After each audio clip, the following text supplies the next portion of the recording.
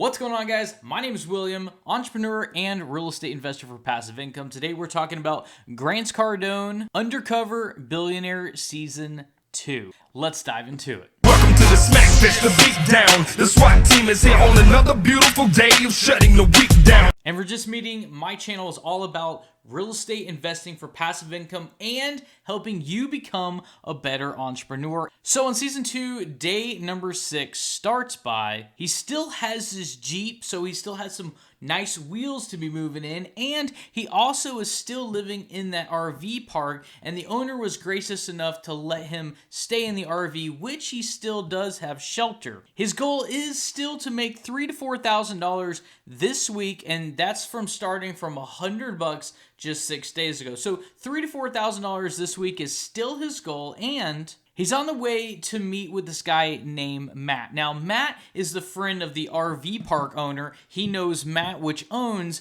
a gym and a mattress store. So he's driving over to Matt, and he's going to pitch this entrepreneur like, hey, I want to promo your new business. So the new business that the gym owner has is a mattress store right next door. And he says, I'm going to promo it for you. And I'm going to work for free. And I'm going to help you. If you can invest $5,000 into this promo, I'm going to help you get back $15,000. Now, how does that sound? And the guy was like, well, you know, it sounds really great if you can pull this off, right? I mean, we would all be basically telling the guy the same thing, right? It'd be great if we put up 5 and could make 15. In reality, though, what are we really going to do, right? So Grant really had to convince this guy just to put out $5,000 and basically just take a chance on him because, well, that's exactly what he was doing. And Grant was saying that, look, I want to get 8 10-foot little feathers, you know those little signs that go up and then kind of curve and then kind of flap in the wind. Anyways, he wants 8 10-foot one of those, like, you know, like right on the street kind of thing. And then he wants 1,000 flyers too. And I got a funny story about these flyers later on. So he wants to put 1,000 flyers, which he hand does himself, by the way, it looked like. And then he's told the guy, this is just going to be the start of our relationship, basically. Let me prove this to you, and then we'll talk something further. And the guy was like, okay, fine, I'll give you a shot. Let's do it. Okay, so day number 7, he's still looking for who got my money. That is who he's looking for, because strangers have everything that you want. Now, he is quoted for saying stuff like this, and I personally believe this as well. So he's still looking for who got my money. Now, it might not be Matt. It might not be the RV park owner. Somebody out there got your money, okay? Who is it? You just have to find and talk to enough people before you find that guy that has your money. Also, he did just miss his $3,000 to $4,000 goal for the very first week. Now, you got to also take into account that, you know, that was his very first week. He didn't have a single contact. So to make $3,000 or $4,000 from, you know, $100 in your pocket and knowing nobody is not impossible, but I mean, like for your very first week, that's a incredibly hard goal to obtain. Possible, but very hard to do. So he missed that target, which I kind of expected him to. I mean, not because he's not a good salesperson, he is, but that's a hard target to hit on your very first week, right? But it gets a little bit juicier. So day number 8, his phone rings, and he's trying to sell this SUV they got. Remember, the whole story of the show was you get $100 in a truck or an SUV, whatever.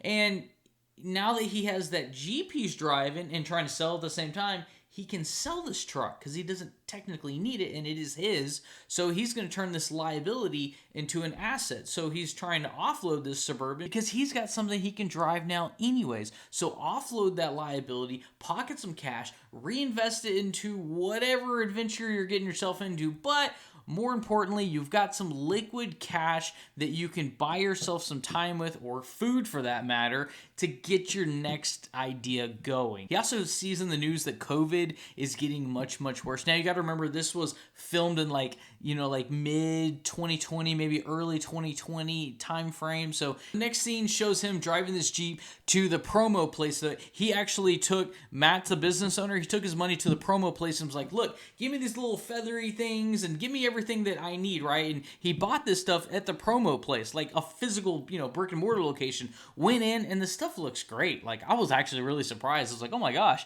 And it came in under budget, which is great for the business owner, doing him a favor, saying, hey, this is what I want to do. Because Grant, at the table when he was talking over lunch, was just kind of estimating on, yeah, I think I could do it for 5. And then once he left, he was like telling the camera, I hope I can do it for 5. So I was on board and I was rooting for him, and luckily he was able to get it under budget, which was totally cool. And I did mention earlier that he did tell the business owner he is going to work for free, but he also says that opportunity is more important than money, and that money will naturally come later.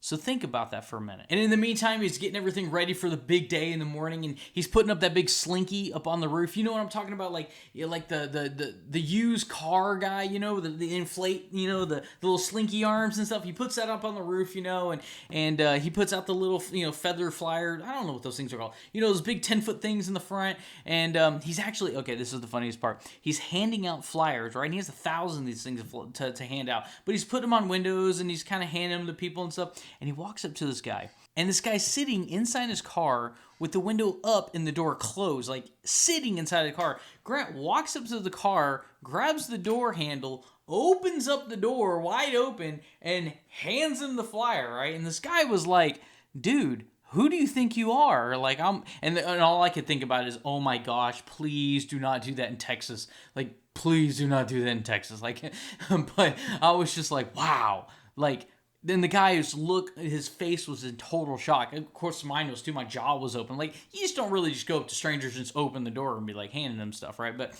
I thought that was totally funny and totally caught me off guard, okay? But moving on to day 9. And it is go time for the mattress store promotion, and Grant Cardone is the star. And the day starts out actually really, really slow, right? And he's looking around, they've shown the cameras panning around, there's nobody in there, right? And then 2 people come on in, and it's actually the promotion people, you know, that made the feathers and the flyers and all that good stuff. It's actually that store owners. They actually came in there, and they actually bought a mattress. So that was a good kickstart of the day. And then Grant goes to tell the cameras that the best known will always outsell the better product. Now, he wasn't talking about the mattress store. He was just talking about in general. Like, basically, you need to get known. Like, you can be here on the store frontage, but if everybody's so used to just looking straight, they have no reason to look at you. You need to get known. You need to put your name out there. You need to get people to look.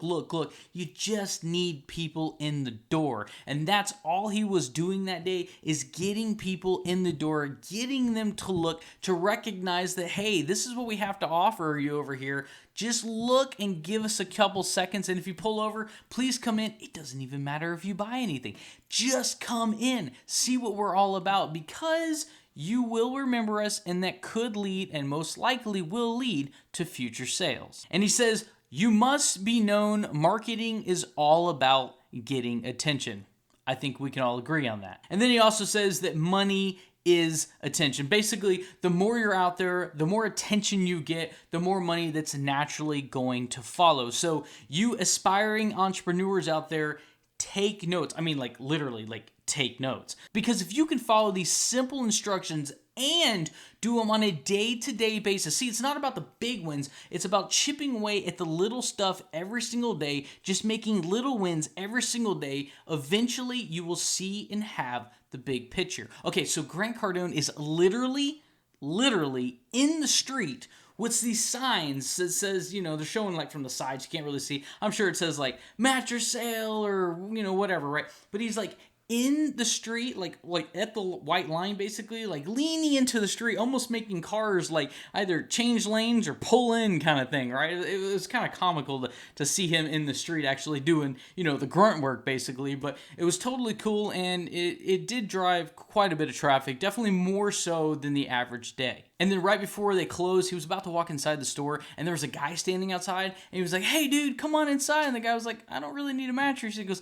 come on inside anyways. I just want you to get in the door. And they started talking back and forth, and he's like, oh, well, 0 down and 0 payment and this and that. And he ended up, like, Grant literally himself actually sold a mattress like at closing on the way in after he was out on the street all day as well. So that was a pretty cool like end of the day kind of thing. Like, hey, I sold one at the beginning of the day and then I got to sell one at the end of a hard day.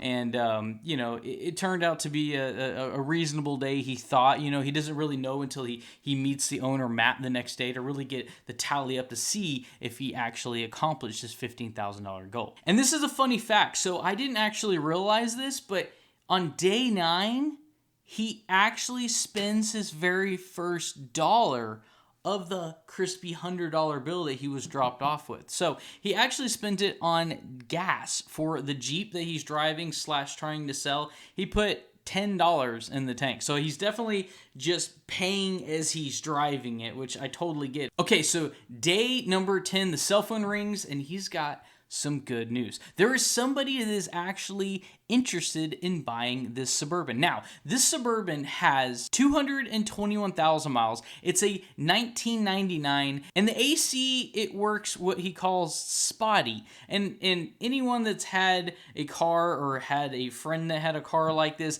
kind of knows what we're talking about. You have the on, off, maybe bang on it a couple times or do some like weird thing, and bam, it's on, working, and don't touch it, kind of thing. So anyway, so he's asking something like $2,800 for this Suburban, right? And this guy's like, yeah, I can't really do $2,800, but I'll tell you what I'll do.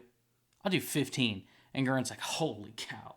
You know what I mean? Like, as a really, really good salesman, you just cut him in half, right? And it's funny because it's a tactic that really good salesmen use. And he was getting that, like, in the reverse, So he's like, no, dude, like, at least give me, like, 300 or 400 more than that. Like, throw me a bone, basically, right? And the guy was like, do you want to sell this thing today? Grant's like, yeah, I've got to sell this thing today. He goes, I'll give you 1,500. Grant's like, basically under his mouth, he's like, darn you, and he ends up taking the 1,500, and it was basically like, something's better than nothing, and he was kind of having a hard time selling it, from the get-go. And it's funny because the guy's driving the SUV, and he goes, this thing's got a dent in it, right? And Grant's like, dude, name anything that's 21 or 22 years old that doesn't have a dent in it. And Grant's like, I got a dent in my head, and it's kind of funny, but, I mean, like, he's just trying to beat him down before he tells him 1,500 because that's obviously a lowball offer. Okay, but we're almost done because we're moving on to day number 12 out of day 3. That's 13, so 2 more days to go. So on day 12, he meets with Matt at the gym right next to the mattress store, He meets with him to go over the sales of the mattress store sale. And the sales total were $11,000 to $12,000 is what he told Grant Cardone. And Grant Cardone told him that he's going to make him about $15,000, okay? So they came pretty close. Even though Grant didn't meet his target, Matt, which is the owner, was still impressed. And really, at the end of the day, that's really what's most important is that guy impressed with you? Because if he's not, he's going to basically kick you to the curb. Like, he's not going to use you again. But if you can impress him, you basically will move on to a bigger, better project next. But it's baby steps first, and if you can't complete, baby step number 2, you're never going to get to 30, you know what I mean? So basically, he was still impressed, and he told him that he was interested in keeping him around. And Grant then said, what does your business need? Like, I want to bring more value to you. You have a new business. What does it need? I can help you. Let me know. Like, just start talking to me, like spitting it out. Let me know what you need, right? And basically it came down to this. The mattress owner, he needs systems in place. He also needs internet marketing. And Grant was like, oh yeah, I could do that. Yeah, no problem. I definitely, I can do that all day, like all day long. And he goes, now we need to like figure out like some type of like pay arrangement, because at this point, he's been working for free long enough to show him that he can make money. So at this point, if you want to keep him around, you gotta have to start paying him something, right? And they agreed on something like 15% profit. My dog was barking like as I was watching this and making notes, and I was like, dog, be quiet. But I think it was like 15% of profit is what he agreed on. But that's not the most important part. Grant said this. He said, fine, I'll work for that, but I want $10,000 right now as a pay advancement for my future sales. Now, you got to imagine, as a business owner, you don't want to write somebody a check for $10,000 or anything for that matter if they haven't done basically, their next step or anything for you. It's usually you work and then I pay you. You work, then I pay you. It's not, here's 10,000. I hope you come to work. You know what I mean? But basically, at this point, he had developed some trust, and trust is extraordinarily important in a business relationship. And he had developed enough trust where the guy was like, I've never done this before, but I'm trusting you, obviously. I'm going to write you a check for $10,000, and he gives it to him, right? Grant goes into his RV, and he's got this check, right? And he's like, yeah, buddy, I'm on day 1-3, and I got a check for $10,000. Except for he basically gets the worst news of his life next. So the producer is outside, and they need to talk to him, and they basically come and tell him that we're shutting everything down because of coronavirus, and go back home. And we'll redo this and start back over fresh. The problem was a couple things. One, you've already got traction. You've already got momentum. You want to keep going. You don't want to have to reset, come back, and then have to get back in this mindset again. It's a different mindset, once you have to start from bottom and build yourself back up. He was already in that mindset. He already had traction, and to have to go back home and then come back was terrible. And on top of that $10,000 check, he had to give it back.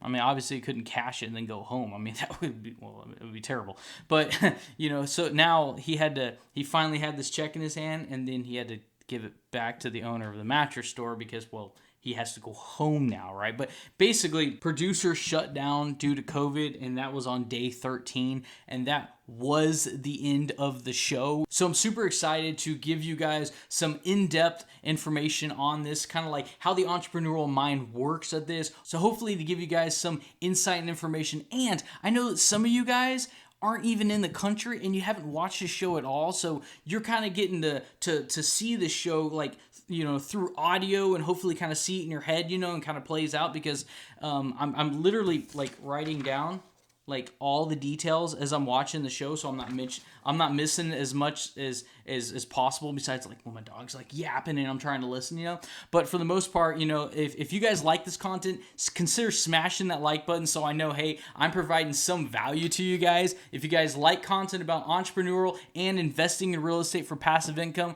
that's what I'm all about. And until next time, I will see you on the next one. Hey guys, let me know in the comments what kind of questions you got. I want to answer them personally, and I'll see you soon.